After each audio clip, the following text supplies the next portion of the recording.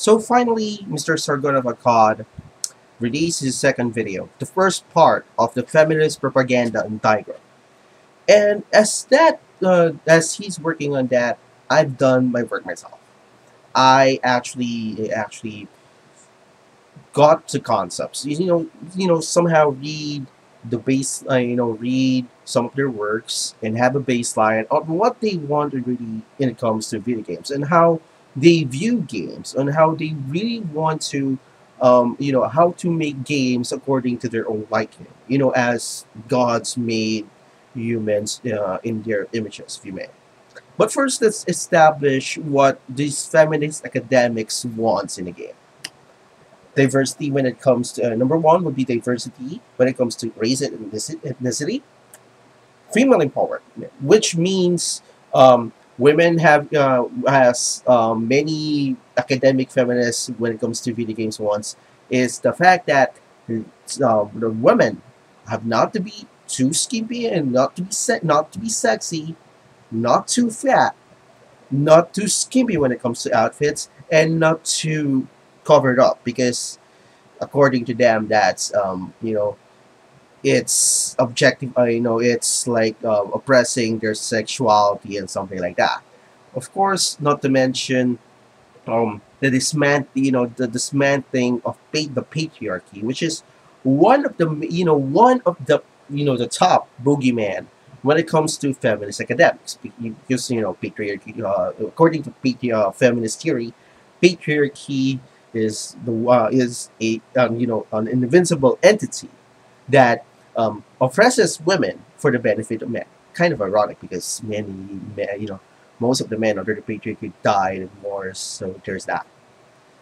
And I gave it a I gave it a chance. I made it like I created a character. I created some characters on paper on how am I going to view her. For example, maybe I made a Native American woman who is not too sexy, who is not too ugly, who is not too fat, just average. And being her, if according to feminist ideology, if woman is too strong, that is oppressing her femininity, and that's why you need to just tone it down and make her slightly more. I just don't can't do that because it will not make sense if I actually did it on a game. Then I made her wear armor, full body armor. But no, that's like oppressing her sexuality, oppressing her body. Because according to feminist ideology, a woman's body, a woman is responsible for her own body. It depends on what it. So that's scrap under the window. I made that character assertive. I like impose some other challenges that will make hypothetically make a person decide or player decide on how she's going to tackle the how he or she is going to tackle these kinds of situations and what will be the truth, what will be the pros and cons in a game. Because in a game, when you, for example, just the simplest of games, Mario, if you didn't jump well from platform A to platform B with that pitfall, you die. When you did it right, you're good. But in terms of feminist academic, in feminist ideology when it comes to games, challenges have to be not there. Of course, you have to make games friendly. You have to make games to hold the hand of you without any consequences at all, which violates the theory, the theory of fun by Ralph Coaster, which he indicates, and I'm going to paraphrase here. Fun is about challenging oneself and actually overcoming those challenges, and oh, yeah, that's it. But without those challenges, it will not be a game because a game challenges no matter what, whether you're playing a trading card game, a tabletop game, an action figure game, or a video game, the fun is always going to be on the challenge. For example, there's this, you have a white platform here in Mario, you have a smaller one here, then you have a larger platform here. How you're going to traverse from point A to point B to point C without to fall into pitfall A and pitfall B. You jump and you go on a momentum. You jump from point A to point B to point C, and not reaching those two pitfalls. That's where the fun is. But in terms of making a feminist friendly game, a feminine, a game that is based on the ideologies of feminism, challenges are being thrown out the window, which is weird because what is the point of actually making, having a game without any challenges at all? And not to mention, if you will create a character, if you will create a narrative that doesn't actually uses a trope, that actually uses their ideology, you cannot make your mind, because trust me, I did. Just one character alone, I can even make up a character within 1 week. It's on this, it's really hard. It's really difficult to do it.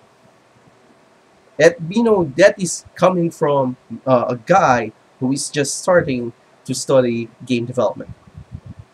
I just can't make up my mind on how am I going to actually fit this character, this Native American character who is an average woman, who is not too powerful because that's going to be too masculine, and that could be too masculine, oppressing her femininity, and not too weak because that people in the feminist side hates the damsel in distress trope, and of course it involves killing, dismantling the patriarchy, and all of those feminist jazz. You know what I mean?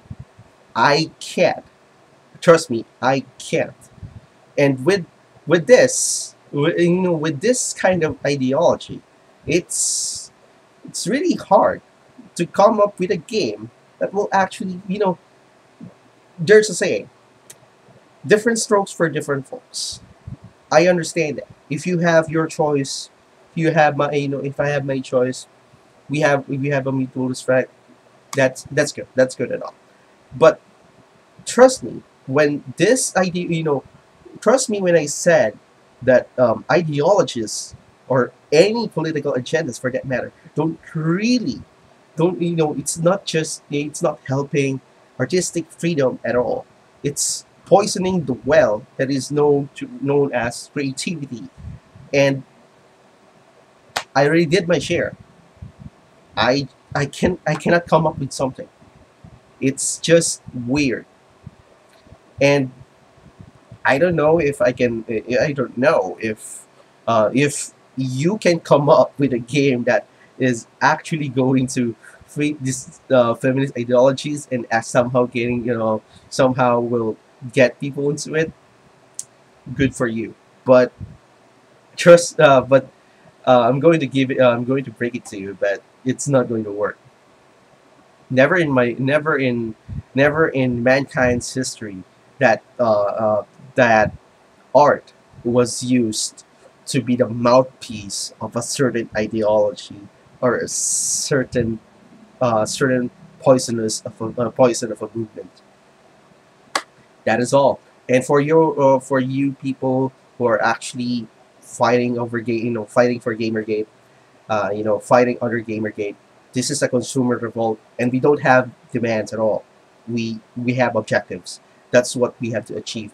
For Mr. Sargon of Akkad, thank you for the videos, thank you for the names, and I think I'm going to dive further into their research papers, because that's going to be essential to get into their minds on what they really want to achieve. So far, we just scratched the surface.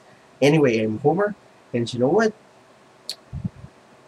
Would it be weird if Shining Force, the tactics RPG, Shining Force, I know there's a subdivision of that, will combine to Fire Emblem? I hope that works somehow.